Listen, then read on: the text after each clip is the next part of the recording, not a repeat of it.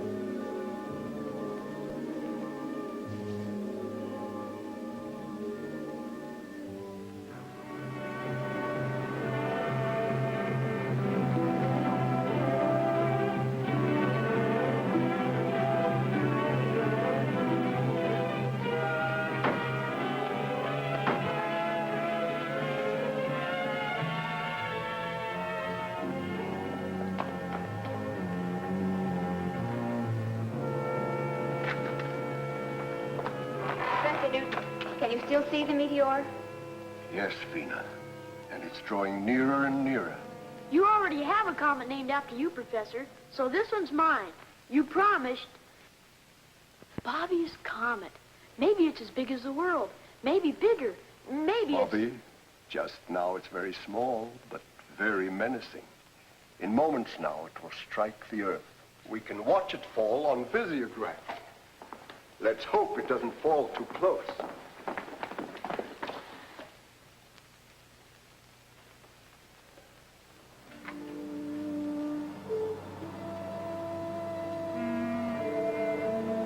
Gosh, Vena, it'd be a dirty trick if my comet landed on top of us. There's no sound to a comet or a meteor. I'm going to get a closer view of the telescope.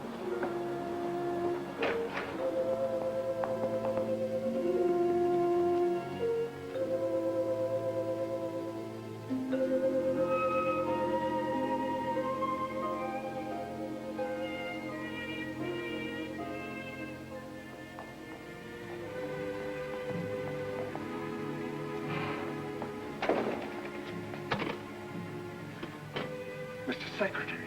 Mr. Secretary!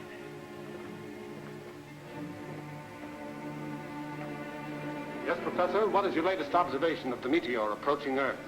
It isn't a meteor, it's a rocket! A man-made weapon! One moment, please. Marshal, our latest tabulation, quickly.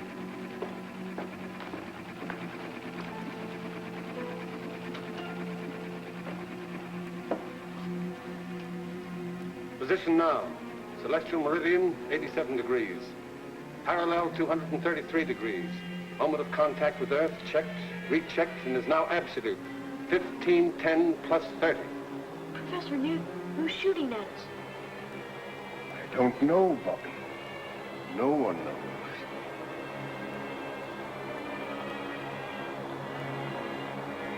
"45 seconds to go, sir."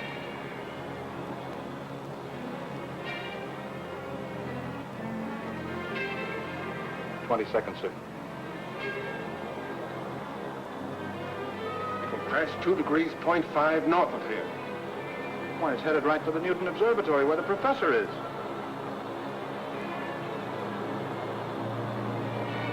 Only 7 seconds more, sir.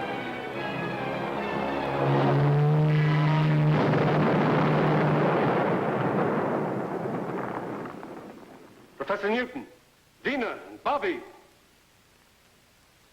Professor Newton, answer. Are you all right? A meteor is playing tag with us, but we're okay, Mr. Secretary. Yes. Luckily, the weapon just missed the mountaintop here where we are. But I'm afraid it hit the internation airport. We'll drive over immediately and see. I'll report to you from there.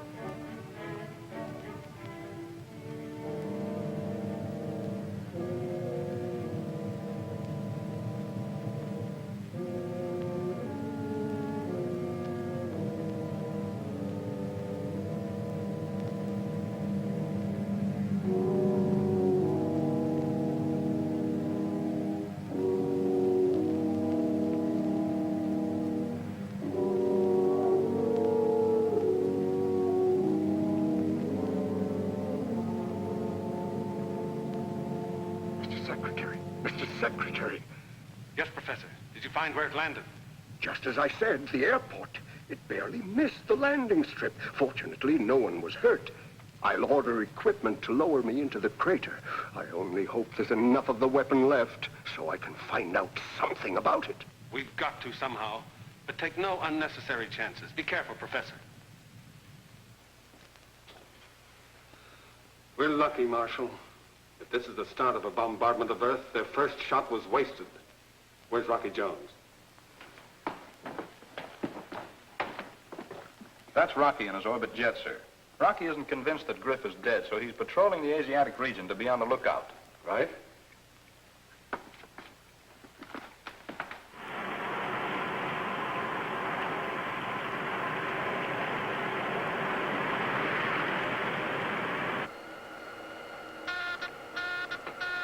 Hey, Winky. The astrophone's running over. Get on. Office of Space Affairs to XV2. Calling Space Ranger Rocky Jones. This is the XV2 to Office of Space Affairs. This is Rocky Jones. Cancel your patrol, Rocky. Report back immediately. Yes, sir. We should make it by 0214. Over and out.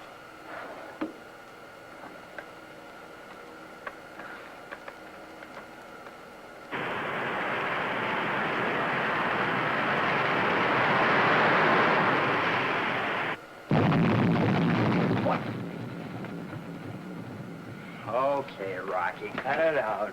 Cut out what, Winky? You know what. You backtracked into our sound wash and woke me up. Well, maybe Secretary Drake will give you office duty at our Tibet Observatory. 40 below zero. That's fine sleeping weather. Oh, no, anything but that. I'll stay awake. What in the name of space? What is it? What was it?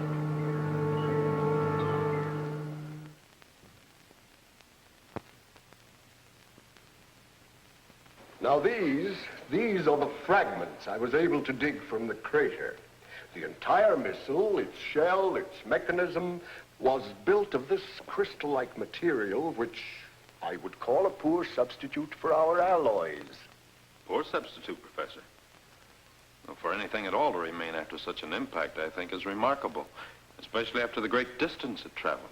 Phenomenal power, Rocky. Yes. We on Earth, with all our ego, we're far behind whoever built this missile.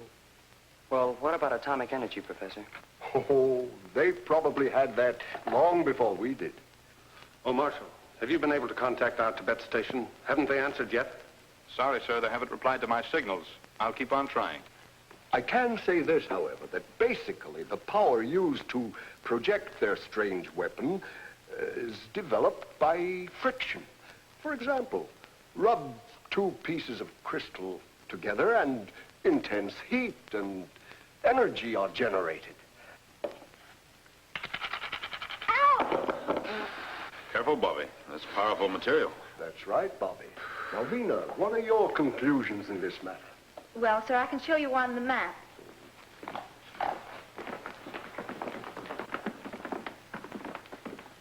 By backtracking the constant arc of the orbit, since you first saw the missile, it could only have come from here, Jupiter's moon. Fornax. Why, I can hardly believe it. Professor, that moon was so hot it was used to coin our word furnace. Why, Fornax glitters with a white heat so intense, nothing could possibly live there. Ah, nothing perhaps but crystal. And crystal grows in such intense heat. And growth is life. We've always believed that there could be no life on Fornax. But a true scientist never believes anything until it's proven. Professor, you've heard the saying, seeing is believing. Of course, but Rocky, you don't mean that... Exactly. We'll see for ourselves. You're a brave lad, Rocky. It will be a dangerous mission, but oh, what an exciting and worthwhile adventure. Professor Newton believes they need our ores and alloys for metal, just as we would like to learn about their great wealth of energy. Well, what do you think, Rocky? Can we make it? It'll be a rough hop, Winky. From right here to right there. And we'll be out of the traffic area all the way. Mm-hmm. Well, where's our refueling station? Winky. Right here to right there. Oh. You mean if we're lucky? Stand by for report to headquarters. Mr. Secretary, we've made contact with the Tibet Observatory. Secretary of Space Drake asking information on missile which crashed in your area. Approximate time 1300. I saw it land, Mr. Secretary, and dispatched the rangers stationed here to investigate. Regardless of what they find, you are to report simply that a meteor fell. I don't want the real story to leak out. What is the real story, Mr. Secretary? 2 missiles with fantastic power have been projected to Earth from Fornax. Fornax? Professor Newton is certain that the planet is rich in an energy greater than atomic. Brief your rangers when they return. This information is not to be made public until Rocky returns from an explorative flight and we can stake a claim. Very well, sir. Now, don't interfere in this, Griff. You haven't got a chance. So Fornax is a rich prize, eh? And Rocky's going to stake a claim for Drake. Well.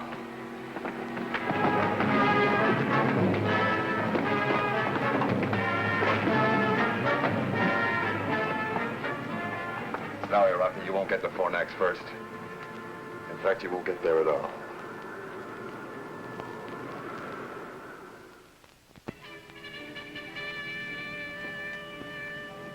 If we can blast off by 0730, planetary positions will be at the best. Rocky, I've been nailed to desk duty long enough. May I make the hop? I wish you could, Marshal, but Professor Newton must go to handle the scientific end. Vena will assist him and relieve Winky as navigator. That's my crew. Maybe next trip. Rocky! What about me? Not this trip, Bobby. But Rocky, I'm getting to be a real big guy. I'm growing and putting on weight every day.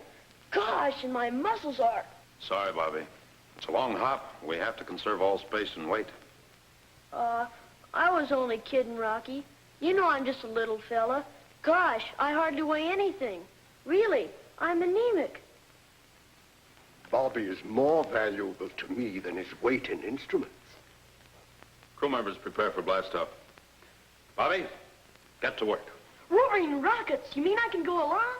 That's what I said. Yes, sir.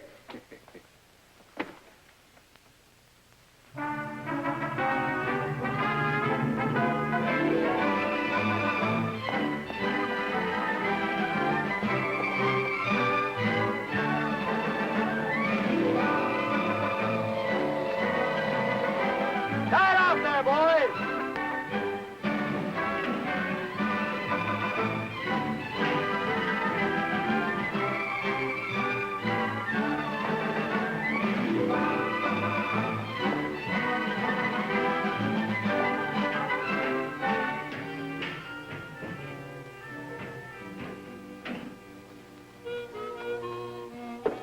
She's stripped of all weapons except the bow missiles, Mr. Secretary. I'm sorry it had to be done. But with the full capacity load of fuel, you're still on the danger mark of a successful blastoff. Well, sir, what good are weapons? If the folks on Fornax want to fight and they have as much power as the professor says, then anything we'd have would look like so many pea shooters. Quite right, Winky. Ship ready for blastoff, sir. The ground crew is ready too, Rocky.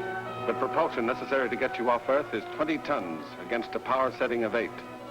The acceleration thrust will be G4.6. Shall I alert the blastoff synchronizer, sir? I'll do it, Winky. Take positions.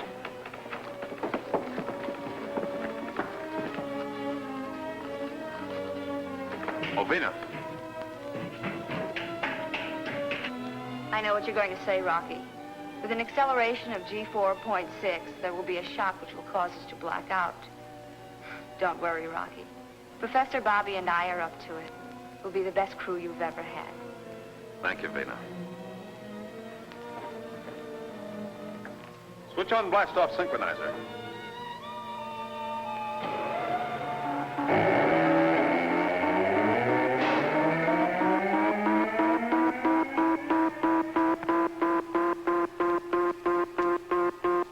Happy landing on Fornax, Rocky. My main worries will be over when you're safely in space. You're loaded with fuel to the limit. We'll make it, sir.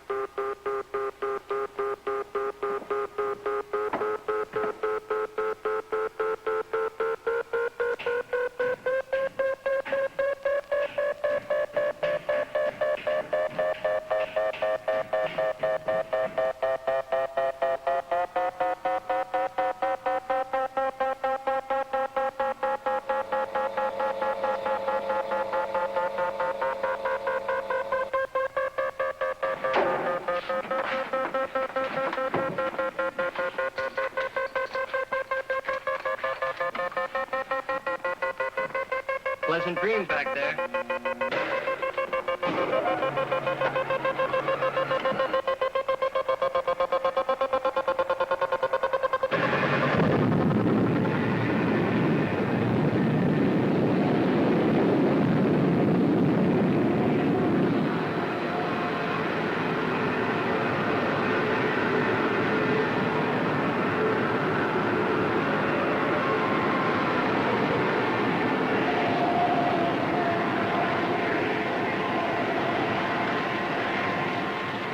Perfect blast-off, sir. I sure hope the robot control keeps the ship on course until Rocky returns to consciousness. I'm sure it will, Marshal.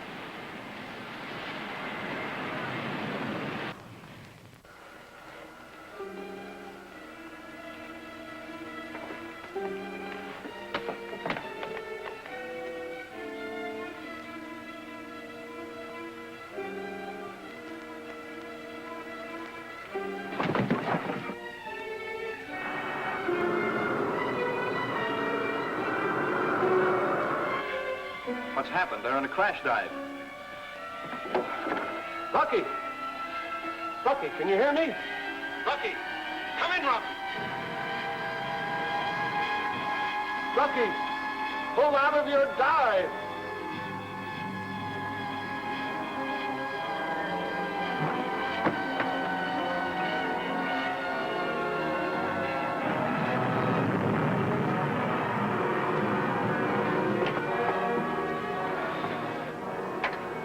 Blast-off successful.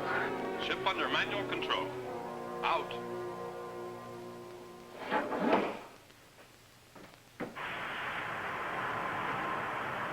Gosh, what happened? You must have come to and then blacked out again. Golly, Rocky, Go tell the crew the blast-off was superstellar.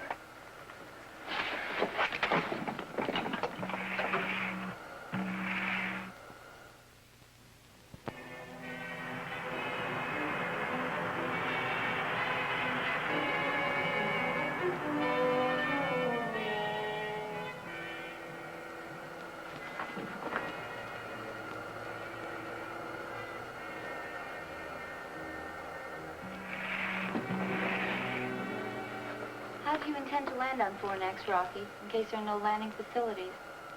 Or do we face that problem when we come to it? No, Vena. If the professor is right, and he usually is, won't find the necessary steel for a blast-off cradle, so our best bet is to attempt a landing on the tail section. Then we'll be ready for return flight. Sir, radar scope shows the reflection of a spaceship in the vicinity. State our flight license. As for identification. XV2 on license flight 4, 540. Please come in and give flight license. XV2 to unidentified spaceship. Please give flight license. XV2 to unidentified spaceship.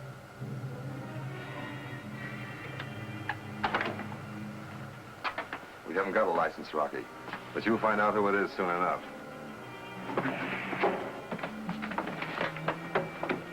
Griff, huh? Right. Take your battle stations.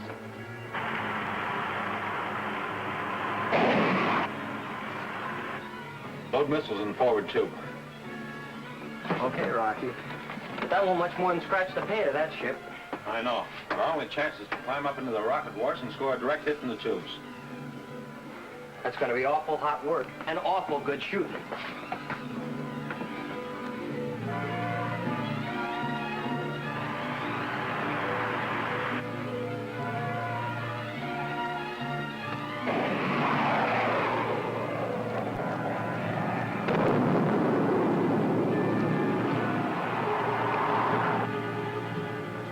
Great shooting, Rocky. Hey, Rocky, switch on the grin. Look.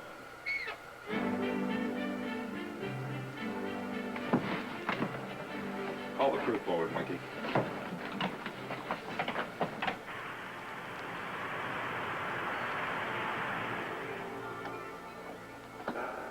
As you know, we left with just enough fuel to get us to Fornax and return. We didn't anticipate the incident while blasting off, and, well, now this brush with Griff has used our small fuel reserve. Now, we have three choices. The first, we return to Earth and refuel. You won't get my vote on that, Rocky. Nor mine. The second is to change course, head for the RV-5 space station, refuel, and continue on our way. That should get us to Fornax and back to Earth.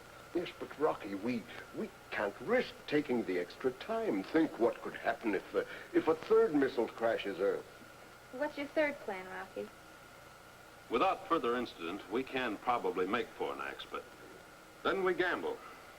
Does that moon really have life? And if so, can its inhabitants supply the power to get us back to Earth? You know how we're voting, Rocky. That goes for all of us, Rock. You see, even the orbit jet agrees. Oh, can't get her an inch off course.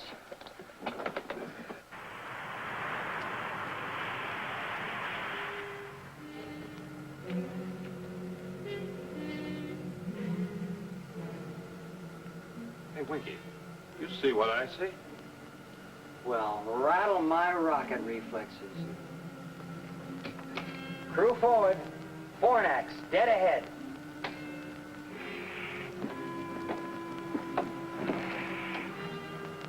Mighty meteor. It's terrific. But sort of creepy, too. How many times have I watched and studied Jupiter's moon in the telescope? And now I'm going to land on it. Part of that moon looks like millions of diamonds. That starts to confirm your theory, Professor Newton. Prepare for landing. Take positions and check each other's safety harness.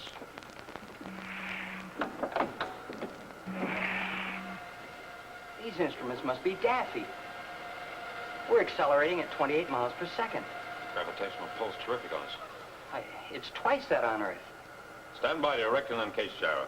Standing by, sir. Erect and stabilize. Erect and stabilize. Give me a 90-degree arrow signal into gyro. Signal in, sir. Hang on. We're turning shift.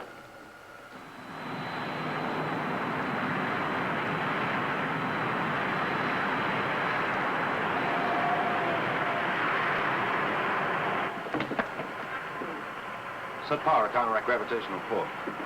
Counteraction power on, sir. Give me a 3G boost, Winky. 3 Gs. Give me an altitude count down. 65,000. 55,000.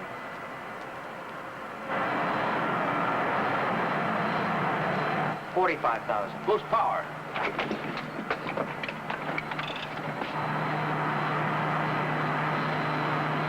Give me more, Winky. More! Full power, Winky. Come on, got it. Full power on, Rocky, but we can't keep this up. What's our emergency tank? We're already on it.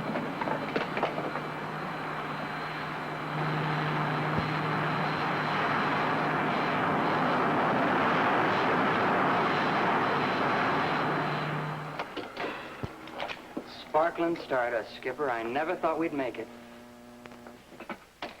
End of the line, folks. Step right up for your first look at Fornax. Now, folks, don't crowd. There's plenty of room for one and all. Amazing. This means there is life, some kind of life here. Yeah, but what kind?